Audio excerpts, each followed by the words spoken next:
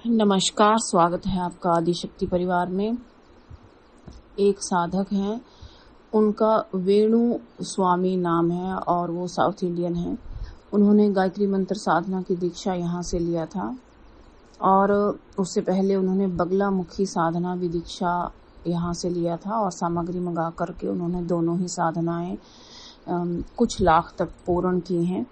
उनका भूत का पीछा करने और भूतनी का रास्ता रोकने का एक अनुभव है जो उन्होंने लिखित रूप में भेजा है, उसी पर यह वीडियो है। अगर आपको यह वीडियो अच्छा लगे तो लाइक और शेयर करें। ये लिखते हैं, नमस्कार माँ। इनका थोड़ा हिंदी में प्रॉब्लम है, लेकिन जो इन्होंने लिखा है उसको मैंने ठीक कर लिया है, तो पढ़ते हैं कि क्या लिखा है। चरण स्पर्श। मैं आपका शिष्य और आपका छात्र। माता, मैंने बगलामुखी साधना किया है आपसे 2 वर्ष पहले दीक्षा लेकर और गायत्री मंत्र जप भी कर रहा हूँ। मैं साउथ इंडियन हूँ, भाषा ठीक से नहीं आता, फिर भी अपने बारे में बताती हूँ, यानी कि बताता हूँ। मेरा बगलामुखी मंत्र सिद्ध हो गया है, 36 अक्षरी। मैंने इस पे आपसे पहले भी बात की है, इसलिए मेरे लिए ये सब्जेक्ट क्लियर है। आगे लिखते हैं कि मैं अपना 1 डे एक्सपीरियंस शेयर कर रहा हूँ और इसका प्रमाण भी है मेरे पास।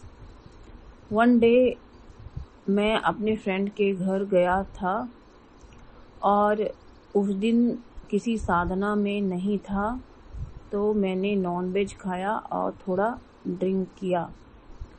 माता, आप नाराज मत होना, क्योंकि आपने बोला था कि साधना के दिनों में नॉनवेज नहीं खाना है, तो मैं नहीं खाया।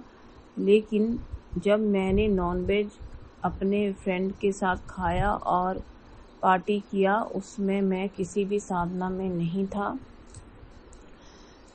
और उसके घर में रात भर रुका। सुबह मैं नहाया और उससे घर से निकलने में मुझे देरी हो गया और 1 बजे के करीब उसके घर से मैं निकला और मेरा बाइक का टायर पंचर हुआ जंगल में। जंगल घना था, उस रास्ते कोई नहीं आ जा रहा था। बाइक का टायर अचानक से पंचर हुआ था, इसलिए परेशान खड़ा था मैं वहाँ। तो एक लड़की वहाँ से गुजरी। मैं सरप्राइज रह गया कि वो लड़की उधर जंगल में कहाँ से आया। लाल साड़ी पहना हुआ था और घुटनों तक लंबे लंबे बाल थे। उसके बॉडी से सुगंध दूर आ रहा था, मुझे स्मेल बहुत अच्छा कर रहा था। उसका बॉडी दूर से ही आ रहा था, खुशबू। ये इन्होंने लिखा है कि दूर से ही खुशबू आ रही थी और उनकी बॉडी से एक विशेष स्मेल आ रही थी, यानी खुशबू आ रही थी। मैं सरप्राइज उधर खड़ा रहा कि इतना सुंदर लेडी कहाँ से आ गया और इधर किधर जंगल में जाता है। और वो रोड क्रॉस करके जंगल की दूसरी तरफ गया और मुझे स्माइल किया। फिर मैंने उसको फिर से देखा तो फिर स्माइल किया और जंगल की तरफ इशारा किया। मैंने सोचा कोई गलत लड़की रहेगी, इसलिए ऐसा किया। मैं उसके पीछे जाने का इच्छुक नहीं बना, ना ही मैं गया। अब मुझे समझ नहीं आ रहा था कि मैं क्या करूं। मैं अपनी बाइक को घसीटते हुए ले जाना शुरू किया। सोचा जहां से लिफ्ट मिलेगा वहीं से ही मैं लिफ्ट ले लूंगा। कोई ट्रक वाला या लॉरी वाला आ जाता तो मेरा काम आसान हो जाता। मैं चलने लगा। ऐसे चलते हुए मुझे काफ़ी समय बीता, 1 आवर हुआ होगा। पैदल चलते चलते बीच में मैं रुका। मैं देखा वो आगे लड़की फिर खड़ी थी मेरे, जो कि जंगल में चली गई थी, और वो मेरी तरफ देख के मुस्कुरा रही थी। स्माइल बहुत मनमोहिनी था और मोहिनी ही वो लग रही थी। जब मैं उसके पास से गुजरा तो उसने कहा, कहाँ जाता है तू? मैंने उसको कोई जवाब नहीं दिया। मुझे लगा कोई ठगनी है जो मुझे ठग लेगी या कोई डाकुओं के गिरोह की होगी, क्योंकि जंगल में ऐसी लेडी नहीं हो सकता, और उसने गहना भी पहना था। उसने कहा, रुक जा, मैं बात करती हूँ, तू क्यों नहीं करता है? मैंने ध्यान नहीं दिया। मैं अलर्ट हो गया कि डाकुओं के ही गिरोह की है। जब मैंने बात नहीं किया और मैं काफ़ी आगे निकल गया फिर, तो वो दौड़ के आई, इतनी तेजी से वो दौड़ के आई जितनी तेजी से तूफान का झोंका जाता है, और वो लाल पीले रंग की आग की तरह लगी मुझे जब मेरे पास से गुजरी, और उसकी बॉडी से इतना आग गर्मी निकल रहा था कि जब वो मेरे पास से दौड़ती हुई गुजरी तो वो तो नहीं दिखी, आग का गोला दिखा, और मुझे हीट महसूस हुआ। मेरे हाथ से बाइक गिर गया और आगे जाकर 150 मीटर की दूरी पे वो खड़ी हो गई। इतनी तेजी से कोई कैसे क्रॉस कर सकता है? मैं समझा कुछ गड़बड़ है, कोई भूतनी या डाकिनी ही है। मैंने बाइक उठाया और जैसे मेरे बाजू का जोर खत्म हो गया ऐसा मुझे लगने लगा।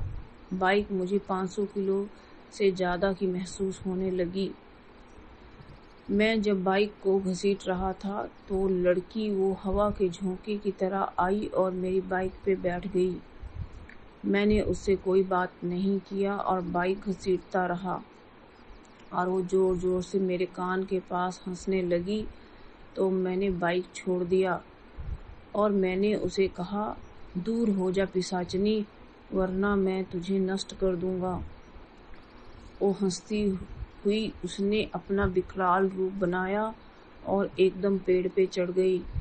मैंने बगलामुखी मंत्र बोला और मेरे पास वहाँ कुछ ना था, तो मैंने मिट्टी उठा लिया और बगलामुखी मंत्र बोला और उस पेड़ पर डाल दिया, और वो जोर जोर से हंसने लगी। फिर मैंने गायत्री मंत्र बोला, मिट्टी उठाया और 24 बार गायत्री मंत्र बोला, उस पेड़ के चारों तरफ डाल दिया, घेरा बना दिया, और मैंने बाइक उठाया और वहाँ से चल निकला। उसके बाद वो मेरे सामने नहीं आई। बहुत दूर तक गाड़ी घसीटने के बाद मुझे लिफ्ट मिला और मैंने पंचर की दुकान पे पंचर ठीक करवाया और अपने घर पहुंचा।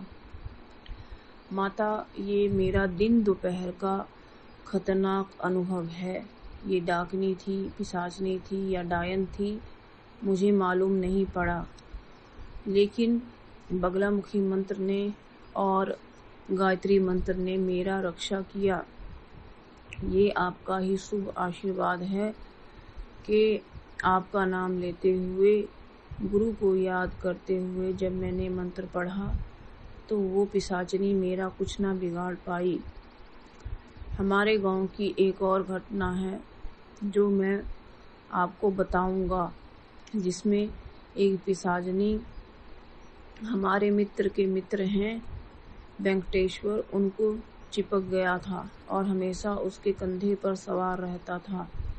उसका जीवन दुर्भर हो गया था। हम उसको अपने पास जब भी देखते थे तो रोना आ जाता था। इतना ब्रिलियंट स्टूडेंट था वो अपने समय में। अभी कुछ नहीं करता है, बस गंदगी में पड़ा रहता है। वो पिशाचनी आज भी उसके ऊपर सवार रहता है।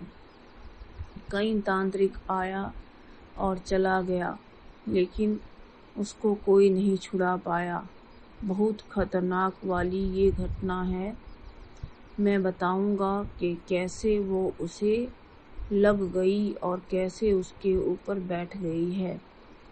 कभी कभी मेरे मित्र के कहने पर उसको ढूंढने के लिए हम जाते हैं, तब मुझे वो नज़र आ जाती है।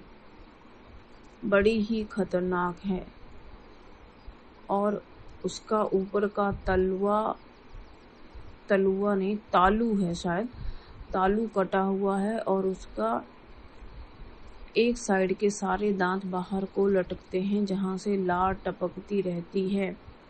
ऐसी वो पिशाचनी है और काला वस्त्र पहने रहती है।